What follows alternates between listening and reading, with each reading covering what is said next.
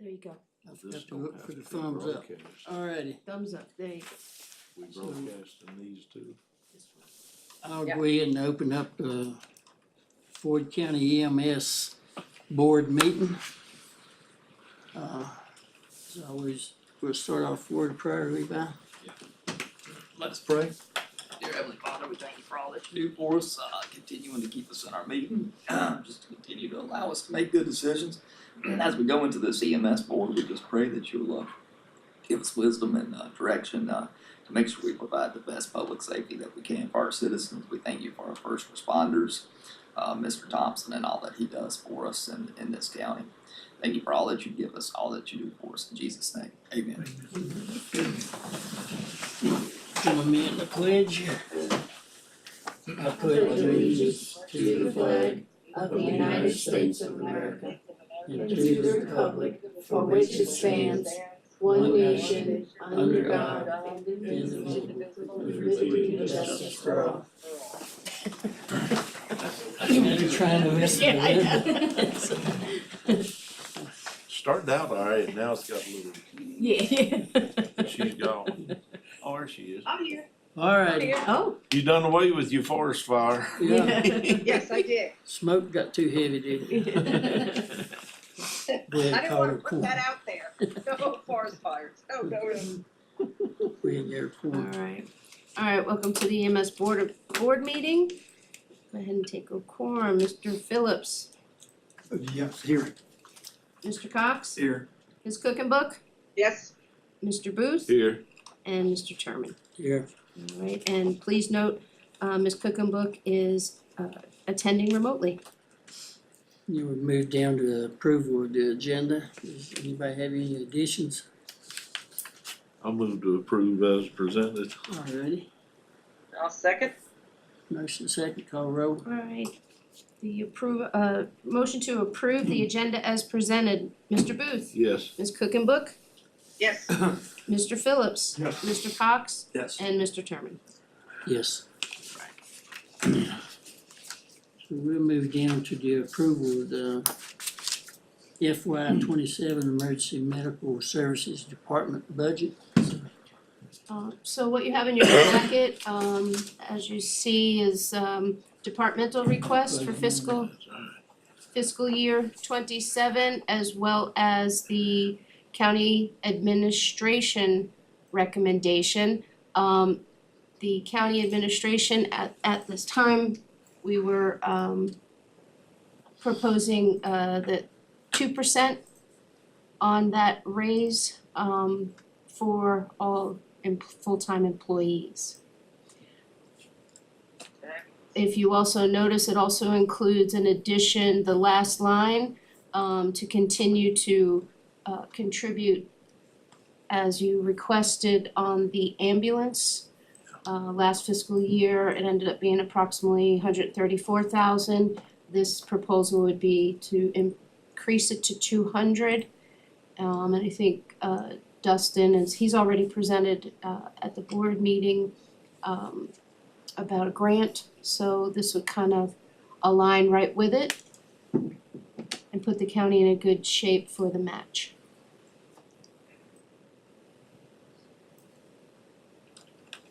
Anybody got any questions or? I've got a few.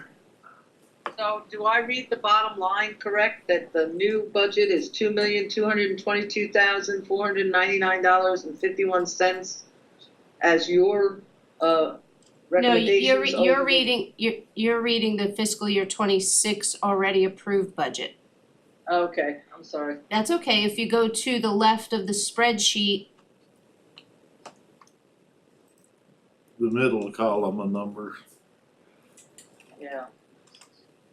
21,900. Yeah. Hold on, let me open it up. I couldn't open it up in Excel before, so yeah, now it's working. Okay, there we go. That looks so much better. Thank you. Wasn't working earlier on my check runs. It's working now. Oh, Nelly.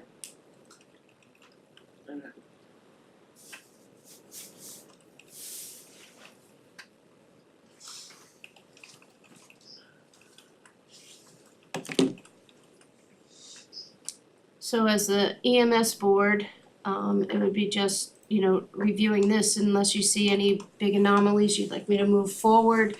And this, of course, goes to, the Board of Supervisors, for final approval. I think During Chief public- Phillips said. I've got a few questions for Dustin over here. How many employees does the EMS have at this point, Is it okay? including yourself? Currently, including myself, we've got, I make the 18th full-time employee. We've got about the same number, we come out about 34, the other half is part-time. Our part-time, probably over the last 2 years, they've kinda waned a little bit. Mhm. We kinda started this venture in 22, we had 7 full-time. We had about 25 part-time.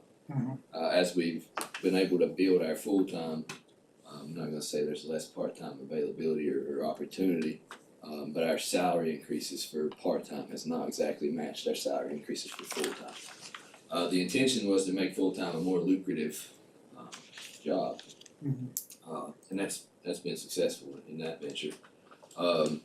But, folks our part-time folks that worked 2, 3, 4 shifts a month, they picked up more in other places as well. So that I hope that answers your question. Well, I mean, I'm seeing on here, it says EMS paramedics 10 full-time and it's got the EMS as 10 full-times. It's got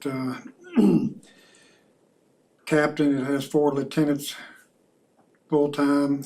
I think you're looking at allocated positions, not necessarily field positions. Correct. Okay, There's that's what I was a trying to- number of allocated positions that we have money to fill, but they're not all filled by actual staff members, okay. if that helps.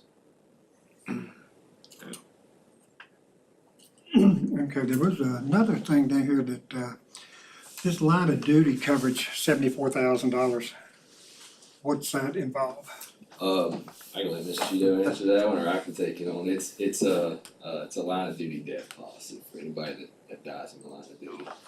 So the county supports any first-time Okay. responders, sheriffs have also volunteers. So the volunteer fire also has line of duty. Okay, So any first responders has that line item that the county contributes. That's something we just picked up about a year or so ago. A little bit longer, yeah, yeah, Yeah, the line of duty's been here for. yeah, yeah. Yes, okay. I think you're thinking of hazard duty. Yeah, hazardous Yes, duty. yes, so Yeah. hazard duty's a year ago, you're right. Oh, okay. The line of duty policy, obviously it grows with staff, right? So more staff have more costs. Correct. right.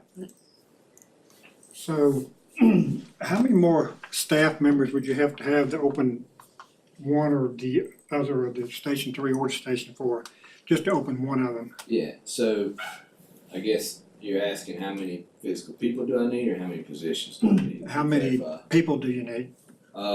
We probably need to add, I'm gonna say 10 more full-time folks to really make that happen. Right now, we're staffing, on most days, at least 4 people, so 2 full ambulances at Station 1. And then some days we have a lieutenant. When we have that lieutenant on shift in a separate role as just a regular paramedic, we're able to put a response car out. In those days, when we have that 5th person, then we're a little more comfortable moving units to different locations. In order to staff one more building, we would need to add about 10 to do that consistently, and then probably 10 more to staff a 3rd building. Okay. And from my understanding, there's money in the budget to at least open one, correct? We copied the budget from last year as far as the compensation packages go. I didn't change the number of staff. The only part that changed on there was last year we had money for 3 lieutenants. This year we have 4. Trying to account for growing staff over the next 12 months. Okay. Especially with Dustin taking on a new role, having that type of supervision. Yeah, we really like, so when I first took this role on, I was able to really be in the field basically Monday through Friday with my folks. But the more it's evolved, the more we've grown. And now the more, I kind of work in other areas as well. It's a little bit harder to provide consistent day-to-day supervision. So kind of what we started addressing it was with lieutenants. They work very closely with me and try to make sure we're all matching on the same vision and the same management characteristics and styles. Of course, everybody has a little bit of their own independent flair on it. That's okay. That's useful too. But being able to convey the same level of service, that's been paramount, and being able to do that is to have those folks that I can have a nice span of control of about 3 or 4 people, and then they have their own span of control of about 4 or 5 people depending on the shift. And you run what, 3 or 4 shifts full time at Station One? I don't know how to answer that without doing this. Well, I mean, you're 24/7. We have 4 people that work 24-hour shifts each day. If that happens. Oh, Yes, okay. there's 2 people on each ambulance. Okay, Is that what you're looking for? pretty much. I mean, how often do you rotate? They get 2 days off one day? They work 2 24-hour shifts a week. Okay. And with the volume of calls, what I get on my phone in alerts, I don't see how they do it. They're busy. I read it. They're busy people. They don't have no grass growing under their feet, that's for sure. No, we're wearing it out. And then the rest of the fill is with the part-timers. And please explain, for the most part, like 12-hour shifts, 1 or 2. Yeah, so our work, we don't work 8-hour shifts, we don't work 6-hour shifts or 4-hour shifts, it just gets too convoluted and try to break them up that small. So, our part-timers, we can break them down as far as 12-hour shifts, and those shifts run from 8 a.m. to, the 24s run from 8 a.m. to 8 a.m., and the 12-hour shifts run from 8 a.m. to 8 p.m. or 8 p.m. to 8 a.m.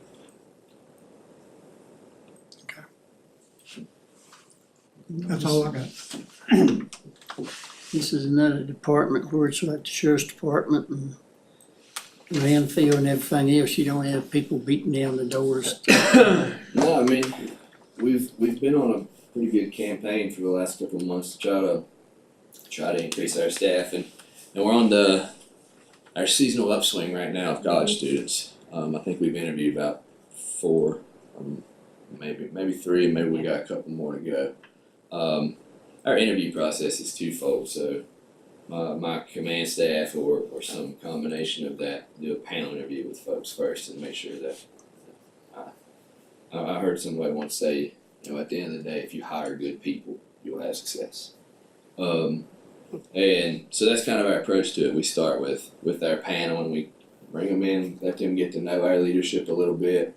We get to know them a little bit. It's very personality based, and then a little bit of skill work at the end. And then for a second interview, they come in and they meet with Miss Cheeto and I. So I think probably 65-70% of the candidates make it to Miss Cheeto and I, but we try to cut just the real bad ones off and not waste everybody's time. And then we put out offers from there based on how we feel about them when we get opportunity.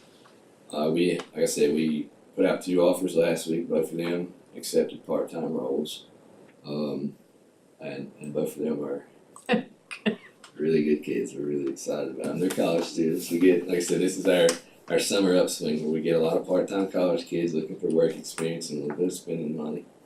And then this upcoming week, I think my panel has 2 or 3 more interviews, and Ms. Cheeto and I have one tomorrow, I think. So, I mean, I don't want you guys to think we ain't working our tails off to try to fill these positions, because we are. Yeah. It's tough. They did just graduate an advanced EMT course out of the community college in New River.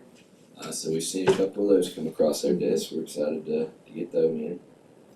Several of them did like clinical opportunities with us throughout their school experience. So it gives everybody a little bit of an opportunity to get to know each other before we even get into a employee relationship type setting. So we're doing what we can and looking as many places as we can to fill these spots. I will tell you, during the interview process, because I take more of the administrative HR kind of lane, I don't think that there has been one that has not voiced that they wanna be here because they heard about it and, you know, from people who have worked here or maybe even used to work here and how good it is and how much they can learn and the opportunities of Floyd so there is a definite reputation that seems to be consistent. I mean, these are, you know, I shouldn't say kids, these are two individuals we've interviewed, both from Virginia Tech and heard about it. We've had, I mean, they're coming from all over. I mean, I look at the application, like, you're gonna drive from there, you know? But when they're driving, they do 24-hour shift, they go home, or 12-hour, whatever it is. But they want the experience here, they know they can get trained here, they've heard about what Floyd has to offer and the actual department that's been built, Dustin and his leadership. And it has been consistent, like I think it was like 2 or 3 ago, I was like another one. And now I'm like listening for it, and it comes. So that's an attribute to you and everything that you've built.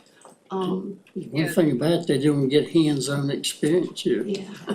Yeah, we offer very unique, It's, especially compared to, you know, localities around us, we offer a very unique, experience opportunities. Heard Very cool, different Yeah. demographics than the college kids are used to, You've developed- Montgomery folks. Yes, ma'am. Yeah, you've developed a culture, I think, and I think that's what Kim was getting at. The culture that you've developed is one of, we work hard, but you learn, and it's, you know, there's not a lot of that infighting at some of the larger departments, and I just think it's a testament, again, to your leadership as Kim just said, that you have created this culture where it's spreading, people are hearing about us, and I know people sometimes will leave to go make more money elsewhere, but a lot of times that grass isn't always greener, even though you're making a little bit more green. And so I appreciate your leadership and your desire to improve our EMS services throughout the entire county for our citizens. Thank you so much, Dustin. Thank you. One more thing there, we talked about this earlier, but you don't have to answer me right now, but I talked to you about CPR classes and also about the use of the upstairs. Okay, send me a text, let me know what you decided on that. I mean, you know, we'll think about it a couple weeks. I'd like to know something before the Yeah. middle of June. We'll do that. Okay. So, sir, next on the agenda would be to the approval of the EMS department budget by the EMS board. If we don't have any more discussion, I will take a motion to approve it. I'll make a motion to approve the EMS budget. Be I'll second. presented, Go ahead. well, I was gonna say, presented to the county. Second, I'll second. on a motion to the EMS board to approve the fiscal year 27 emergency medical service departmental budget to be final approval by the county. Mr. Booth, Yes. Mr. Phillips, Yes. Mr. Cox, Yes. Ms. Cookenbook, Yes, Mr. Terman. Yes. Okay, thank you. And then after the county approves it, then we'll need to have just a short meeting to do a final approval. Okay, Cause it will change. do that on the same day. Well, that's what I mean, yeah. Yes. So any other business, we've been attempting to get, not any fault of Dustin, just by dynamics, more on our end, get him on the schedule, the agenda to discuss like wrap up of data and, you know, services, as well as proposing what he's somewhat presented with regards to the ambulance equipment, grant related things that we need approval for to be able to move forward. It's all yours. So, Let's see.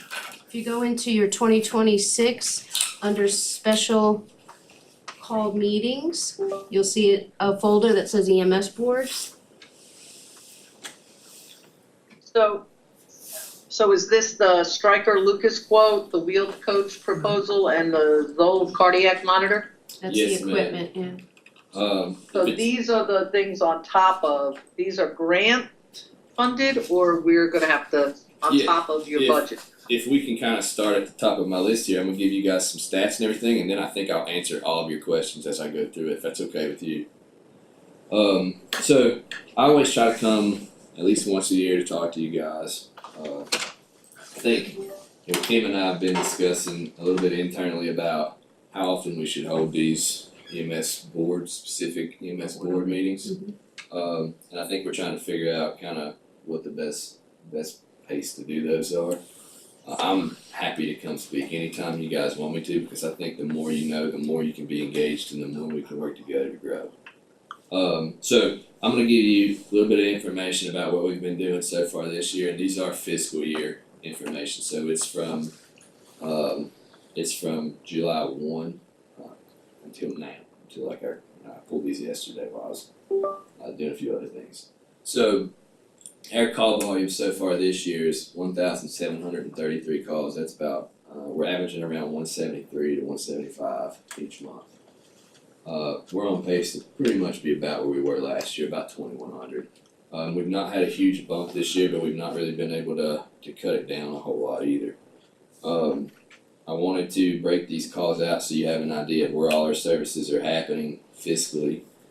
Station 1, which is here in town, about 10 minutes in really any direction. We've ran 1,009 of those calls. Station 3, which is Check and Copper Hill area, we've ran 364 of those calls. Station 4, which is Indian Valley, and part of Willis, because we don't necessarily have a Station 2 in EMS. So Indian Valley and part of Willis is at 342. We've provided 18 calls for service to like mutual aid.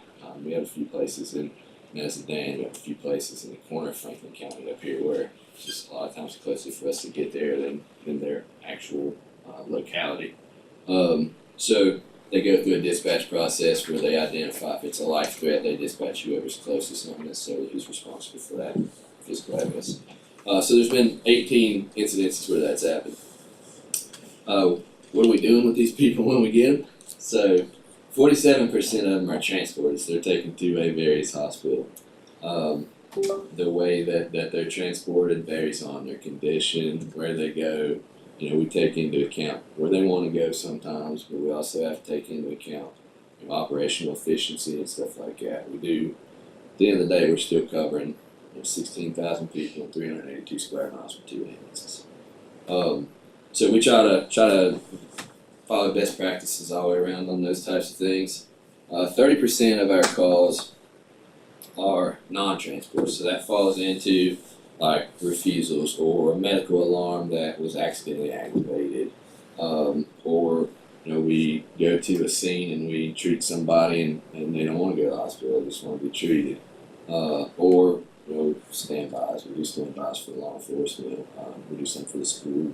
Occasionally we get one for the rec park. Some stuff, different stuff like that. Does that include the lift calls? I'm sorry. That 30%, does that include the lift? Sometimes it depends on I don't necessarily have it broken out by like that call type.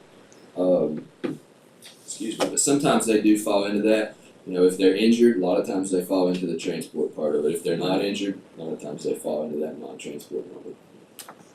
And then roughly 16% of other dispatches, so maybe we go out and they're detained and they end up being arrested, so law enforcement transports them. Or sometimes it's a psych type, mental health type thing where we go out and make sure everything's physically okay, and then law enforcement usually handles the back end of those as well. And then our mutual aid things I was describing earlier fall into that other disposition as well. The 2 programs that I wanted to update you guys on, I was up here 2 years ago talking about our pharmacy and having to do all these things for new state regulations. This is our first full fiscal year of that being in operation. We're currently spending around $1,500 a month on it, which is kind of right in that area. We kind of predicted it was going to be somewhere between $15,000 and $20,000 a year, so we're pretty close on that. I'll be able to give you exact costs once we get to the end of the year and we close it out. I can tell you exactly what we spent, where we spent it. But it's been a huge quality of life type improvement for our program. We were so limited before. I know we didn't spend very much money on it when we were working through the council. It was almost a blessing in disguise that the new regulations came out. It forced us to spend money, but it's the basis for all of the really out of hospital care improvements that we've been able to make with our programs. The critical care program, we started out with 4 of us credentialed, me and 3 lieutenants. We're up to 12 now. We have 12 It's amazing. paramedics credentialed as critical care providers throughout the New River Valley. The great things about that is, we're bringing real emergency room care to people's homes, to their living rooms, to wherever they need it. We're able to breathe for people. We're able to do all these really advanced procedures that we couldn't do before. There were times where we could do some certain procedures in our old setup, but it was a last ditch procedure. People had to be basically dead before we could do some of these things. Now we're able to get way out in front of it and actually make a difference in people's lives. So out of those 12 people in the last fiscal year, we've administered 4 medications specifically for like massive heart attacks. And then we've had 10 where we've went into someone's home. They've been having some kind of emergency that was going to spiral them into a real bad situation. And we were able to intervene by taking control of their airway, taking control of their hemodynamics, and really stabilize them and preserve their state until we get them to the hospital where they can start their long-term definitive treatments. We've had 23 patients that have been encountered with this program, or that have been encountered with the airway part of this program. 96% of those patients have been intubated or had an airway pass in the first try. I know it's kind of abstract to you guys, but it would blow you away if you saw those numbers for other localities. It's a very dedicated, very, very detailed process that these folks go through to get trained, and the training doesn't stop. They do 16-hour in-services every March, and then we do quarterly updates. We call them high simulation or high fidelity simulations and low fidelity simulations. These are some of the most well-trained folks in the New River Valley. The other kind of great part of it is that it interfaces with other agencies around us. So, if we have a patient that we're having difficulty managing by ourselves, Montgomery County has people trained in the exact same program. We cross-train together. Pulaski, same thing. Anything kind of in our little area, New River Valley area here, we're able to jump on each other's ambulances. Medications are the same, the procedures are the same. We've worked together before in these training programs. So it really elevates the level of care for the region, not just Floyd County. And then the last kind of bit of that is that's been, as Ms. Cheeto mentioned earlier, that's been a huge part of I don't want to call it PR, but of our reputation improvement in Floyd is getting our folks into these other agencies to train and to show that we have a high standard of care, and that our leadership's committed to it. And that's been a big major driver of getting more staff in here. So if you guys have questions about any of those or about anything else, I'll try to answer. But obviously those are the big key points that I wanted to make sure you guys get today. Yes, sir. Well, one thing, and right now our pharmacy is located at Station 1. Yes, sir. Once we get other stations up, it'll still stay at Station 1, won't it? Yes, They'll sir. have to come there to restock and. Yeah, and that's part of it's some of those real deep considerations that you guys don't see at that 30,000 foot view. That once you get down here on the road, and logistic things like that those are some of those deep considerations that we have to work through as we expand these services to other areas. But yes, there is the opportunity to go through, because I have the pharmacy license through DEA, so we can carry narcotic medications, right? Like medical fentanyl, ketamine, these different pain control medications that are regulated and controlled substances. So we can expand that to other facilities. The problem is security concerns, different things like that those all have to be alleviated before they will sign off on a new location. Right. So in order to move that to other locations, there would be a fair infrastructure improvement cost. Now, I haven't got to the point where I weigh which one's a better option yet. Well, the reason I was pointing it out, if you're in Station 3 and you make a transport to Roanoke and you have to you gotta come all the way back Yes, to sir. Floyd. Yes, sir, you did. If you're at Station 4, you cut through to Radford, then you gotta come all the way back to Floyd. That's correct. And so that's gonna add, it doesn't add to the transport time, but it adds to the downtime of that unit Yes, because they need to be fully stocked before they respond to another call. correct. Am I on the right track? Yeah, you're hitting the nail on the head. That's, again, those are those logistic things that it's easy to miss unless you're just really familiar with how systems work. Well, I tried to keep up with that pharmacy stuff as Yeah. we was going along, and that's why I wanted to bring that point out too. That just so everybody knows that just because wherever they're located, they make a 30-minute run to a hospital, Right. well, they may be out another hour simply to get back and restock, Correct. and get And back. that's part of when I kind of glanced over it earlier when I was talking about our transports and kind of where we take people. Like those are heavy factors in those considerations. It's not always about, how long does it take for me to get to this patient and to the hospital. A lot of it, especially from my level, is considering the next patient as well. Right. We can get to this person and if we're stationed 3 minutes from them, we can get there and we can get them to the hospital in 35, but then it adds time on the back end. So, then we're maybe an hour and a half from getting to the next patient. Right. At the end of the day, stationed where we are now, is the shortest, most efficient way that I can do a full turnaround. Right. But those are heavy considerations for the other stations as well. That's why I wanted to bring that out. I thought from what I remembered that when we went through that pharmacy process, it was It's intense. it was a heck of a process. Yes, sir, it's very intense. So, And it doesn't end either. They do annual inspections, they continue to update those regulations that the DEA rolls out, so it's always so it's not just the cost of outfitting that particular station, but it's also, you're gonna have the additional pharmacy cost if you put a pharmacy at that station. correct. Then you're Huge. gonna have to have somebody at that station that's in charge of that, Yes, just like we do here.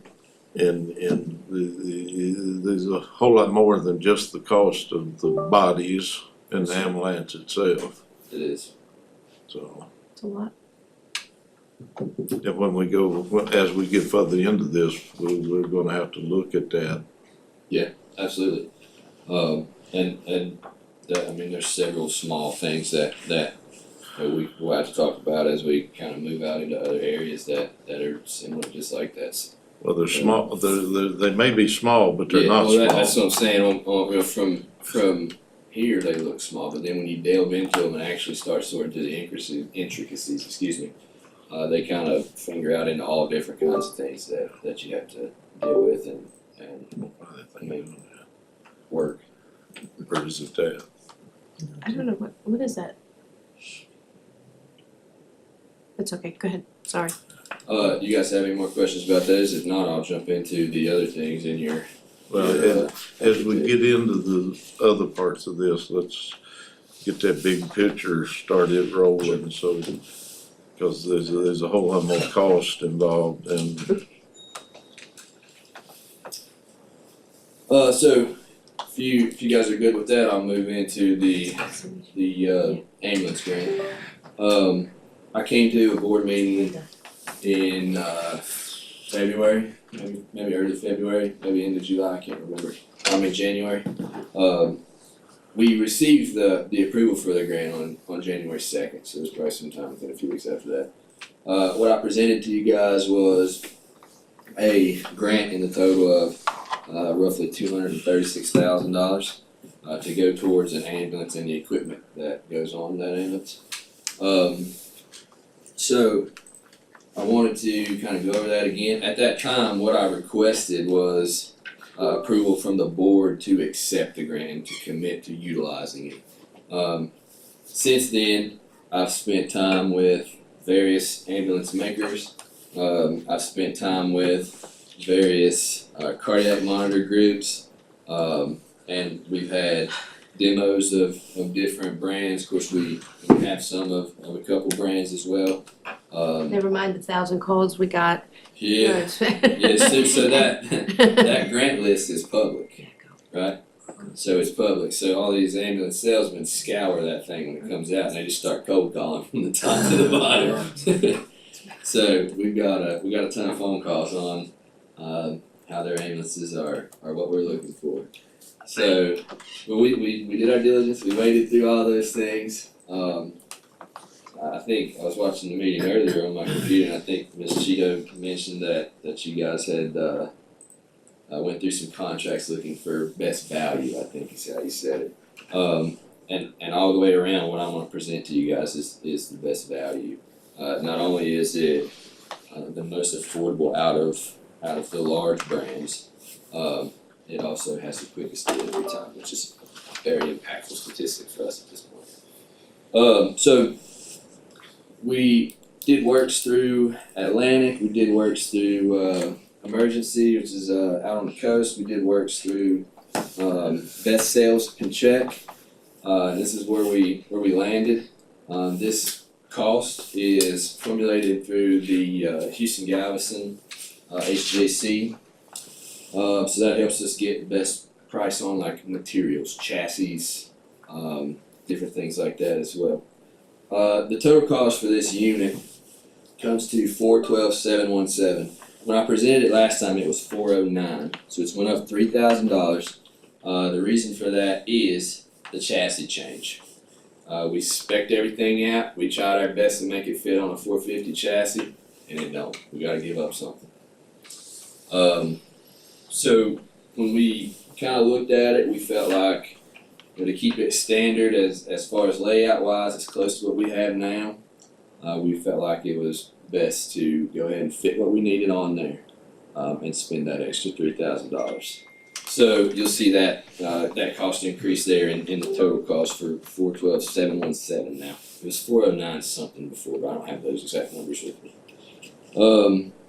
Included in this price is pickup and transportation. This manufacturer facility is in Florida. So once it's done, we'll go down. Whoever wants to go, really, because the county foots the cost for it. You go ahead and bring it back from a trip. Can decide that, but somebody goes to Florida and does a pre-delivery inspection to make sure it is what we're paying for and that we're happy with it.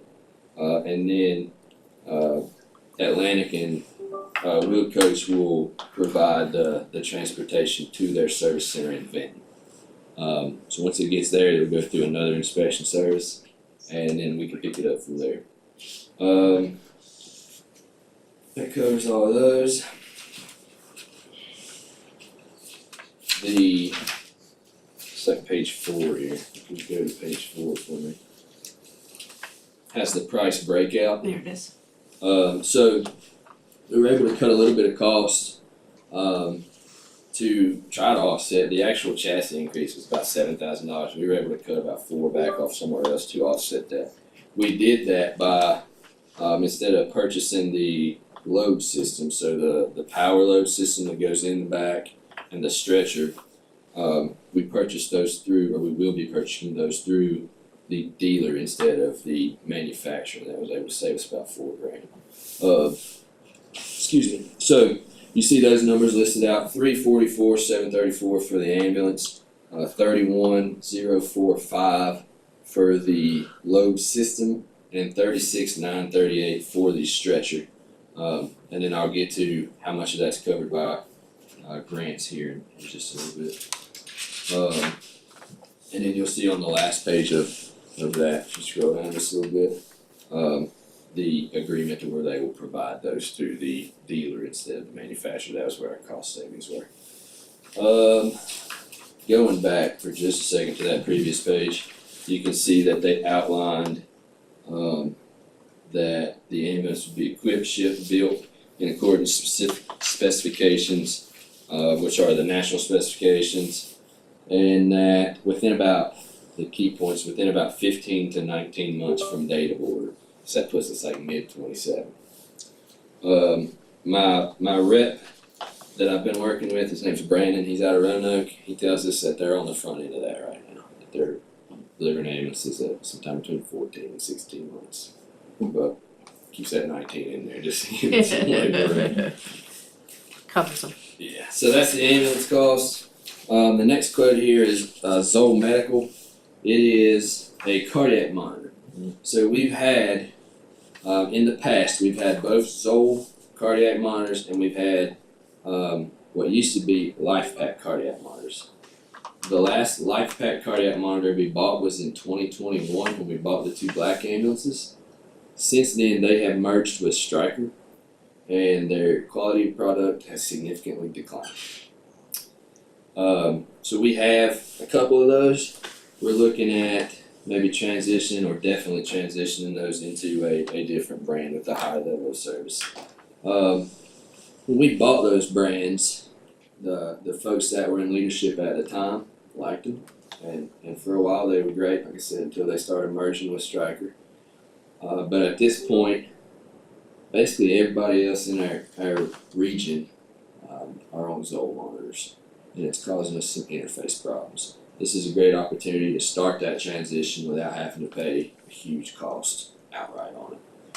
We did get if you look through this quote, you'll see on the back half of it somewhere, we did get a little bit of trade-in value for those. Those monitors, like I said, we got one in 2021. The other 2 are from 2016 and 2017. So they're coming up on the end of their 10-year shelf life anyway. If we can get something out of them, now's the time to do it before they are completely unusable. So that's the Zoll quote. What this Zoll monitor is, I don't know how familiar you guys are with cardiac monitors, but you put them on, they put all the stickers on, they do 12 leads, they take pictures of your heart, tell you where the blockages are, tell you where they're not getting oxygen. They monitor blood pressures and all these other hemodynamic indicators that we utilize to figure out how to treat people and to monitor our treatments as we go through. The list price for this thing is $61,000. We have a great relationship with the Zoll rep. When we started our critical care program a couple of years ago, the ventilators that we have on our ambulances are Zoll, and we initiated a relationship with him at the time, and he has been awesome. He's helped us cut costs in every place we can find to cut costs. So he got our list price adjusted down about $11,000. So we'll pay about $50,000 for this monitor. This will be an ongoing transition that will happen over the next couple of years as we continue to cycle through and find new ways to continue getting more money for these things, because they are expensive. The last quote that's on here is the Lucas. So the Lucas device is a chest compression device. These are pretty standard. We have them on all of our trucks now, and you strap it on and hit go, and it really frees up a lot of hands to be doing other stuff. A rural place like this, when we get an ambulance out that has 2 folks on it, and they start doing CPR on somebody, the AHA guideline recommends that you only do CPR for 2 minutes before you let somebody else take over because of your fatigue. We ain't getting far with 2 of us. So There's nowhere to pull over on Pig Path. exactly. So that's been a huge investment that you guys have already been making over the last couple of years. I think we have 4 of these units now. So again, a couple of them are getting long in their service life.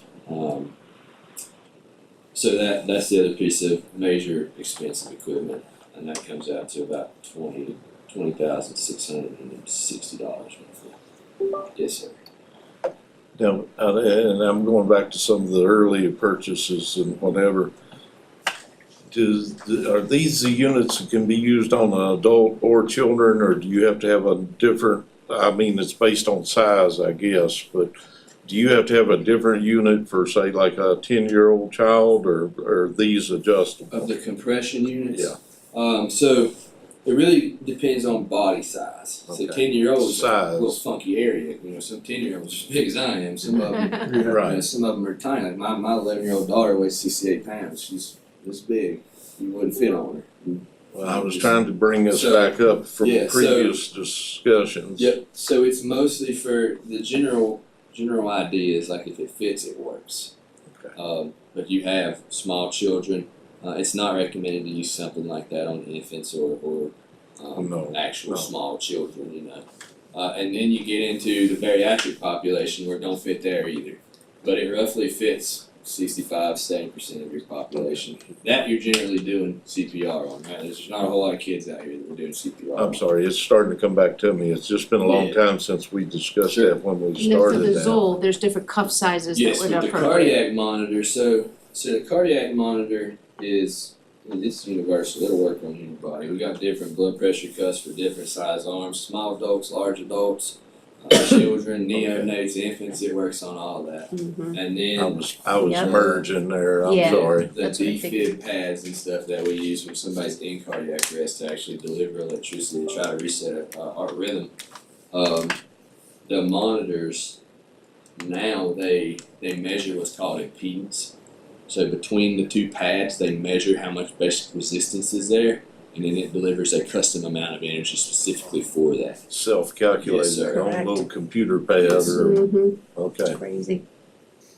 I'm sorry, I Yeah, no. just wanted to So- bring that out while Yeah. we were there. So together, when you put the ambulance quote with the stretcher and the load system, I should mention the load system.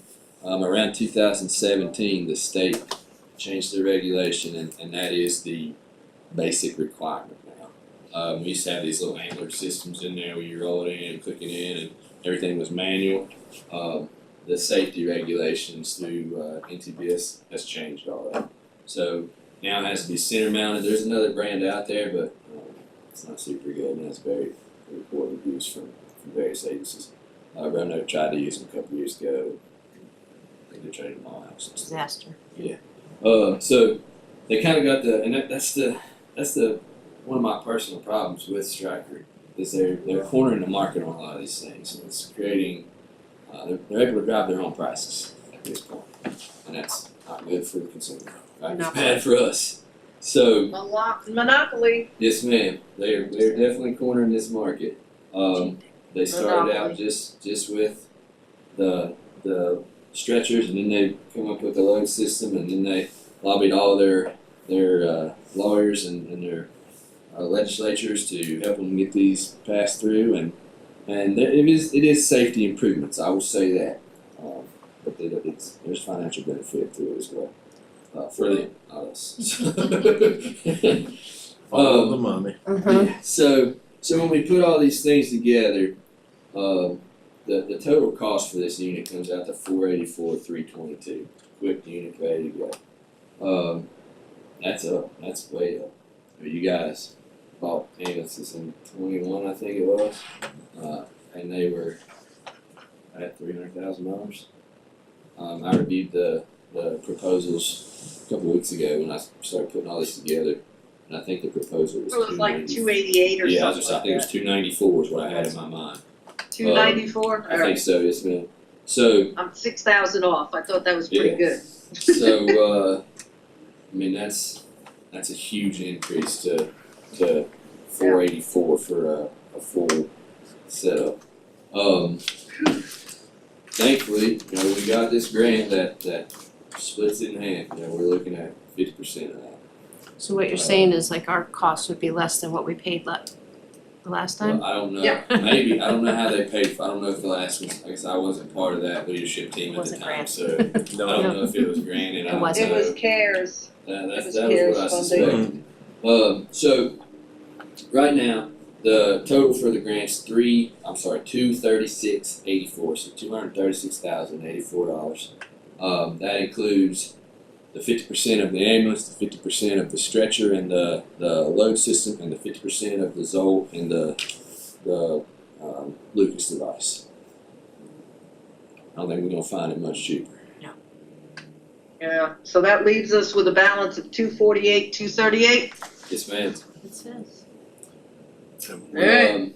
So last year, And is that, I'm sorry. and is that in the budget we just approved? Last year, fiscal year 26, Yeah, You put away $134,000. Fiscal year 27, at this time, county admin recommendation was to bring that to 200,000 that would sit in fiscal year 27 budget for this purpose. And as Dustin so that has on gives us here, the payment that 334. is due upon completion, which he just mentioned, it was 14 to 19 months pending. Yeah. That brings us into fiscal year 28. It will still be a little short. Well, No, we would be budgeting No, for not with the grant. the addition for fiscal year 28 already having the 200 surplus. Oh. So if we locked in this price now, we would have to put away to make this happen, a payment in July, $48,238. okay, so let me make sure I got this. So we have 134 in there. We're saying 200 goes into the ambulance fund. That would give us 334. No, right no, now. No carryover. No, it's Oh. 134 right now, the suggestion is to budget in that GL line 200,000, so go from 134 to Oh, so 2. increasing it, Yes, we're increasing that GL line to 66,000. 200. got it, okay. And then at And the end, at the end then of the the year, ambulance at some point, then we would need another 48,200 and, Well, if payment is due in July, it would be due in July of 27, Yeah, so- which would be fiscal year 28. so in fiscal year But we have to 28, put we a can down carry payment. over and add. No, ma'am, there is No no down down payment. payment, we just sign a contract, which Okay, good. outlined in the quote is, Payments due if- upon? yeah, it's outlined payments due upon, but it also outlines if we cancel the contract, when we get to that part, 'cause I feel like that's part of the report right now. If we elected to, first of all, taxes, whatever taxes we would have to pay, or hopefully don't have to pay, We don't pay taxes. are not included in this. We So don't pay taxes. Right, so moving on to the next part, the cancellation. In the event the proposal is accepted and a purchase order is issued, then canceled or terminated by the customer prior to completion, Atlantic Emergency Solutions may charge a cancellation fee of 30% of the purchase price. Which is Well, that's typical, what I but I find a don't very see us typical number canceling. for, so We'll pay for it and sell it. So that's, we don't pay anything up front. They do offer, and this was something you guys can discuss later, if you wanted to pay it up front, they do offer where you pay up front, put it into some kind of investment deal and you get some back at the end, but that was way above my pay grade to understand that more, so. But if it's something you're interested in, obviously you gotta move money sooner than later. Right. But it's, that Depends is on the an discount. I have, Yeah, that's what. yeah, I have a question. If we know we're gonna increase by 66,000 to bring it up for 200, we already know that it's gonna cost us 248, 238 because we're locking that in. Should we not increase it by, rather than 66, go ahead and increase it by the additional 48? That would be a board decision because it's already been advertised. We can't go up, but we can Yeah, that's right. realign other budgetary departments to move that money if you wanted to put it here. You wouldn't have to put it here in fiscal year 27 because Right, I get that. estimated payment wouldn't be until, July 27, yeah, I get it. which is fiscal year Okay. 28. So to budget 60,000 for fiscal year 28 is probably more optimal.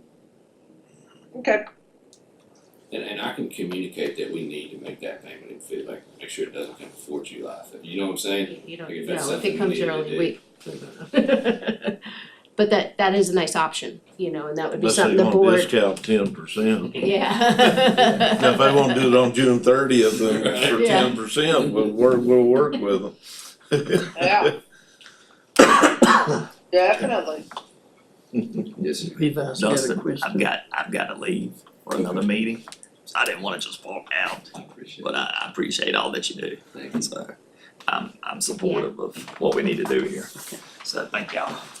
That wraps up my presentation, so I'll answer whatever questions you guys have, but What we will need is if the board would give authorization for signature for each quote. that was presented today to move forward. So Is it- moved. Stick around, I'm good for that. Second, Is that just yeah, consensus? second, We got a motion and a second to move forward on it. Alright, to move forward with all authorization staff signatures for each quote that was presented today, Mr. Booth, Yes, Ms. Cookenbook, yes, Mr. Cox, Yes. thank you, Someone got Mr. you out Phillips, and Mr. Turman. Thanks, Yes. Dustin. Thank you, Alright. We're good. thank you guys. If you need You're welcome. anything, you know where to find me.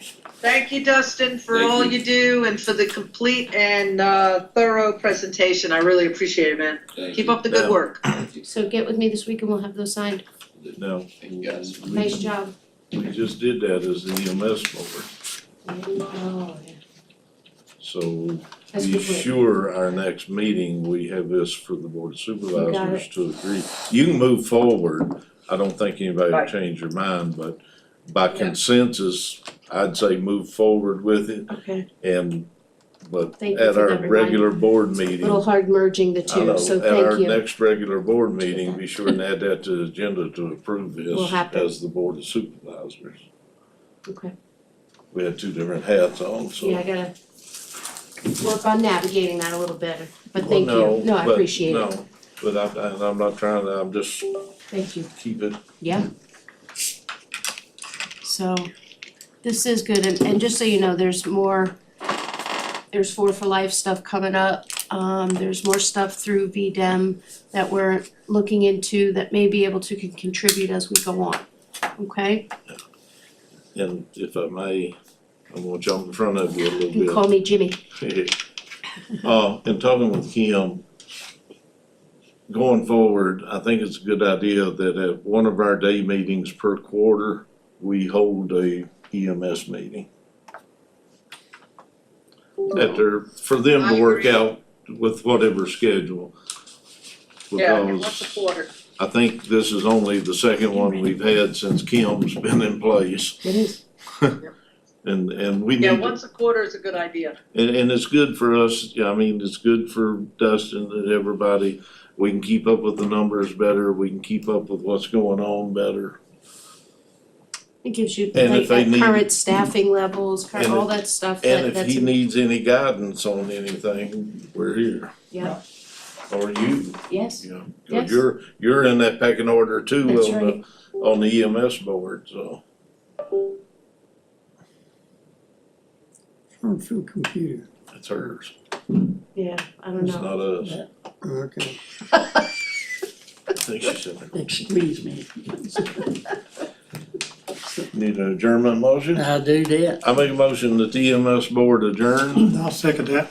Alright, on the motion to adjourn the EMS board, Mr. Booth. Yes. Mr. Phillips. Yes. Ms. Cookenbook Yes. and Mr. Turman. yes.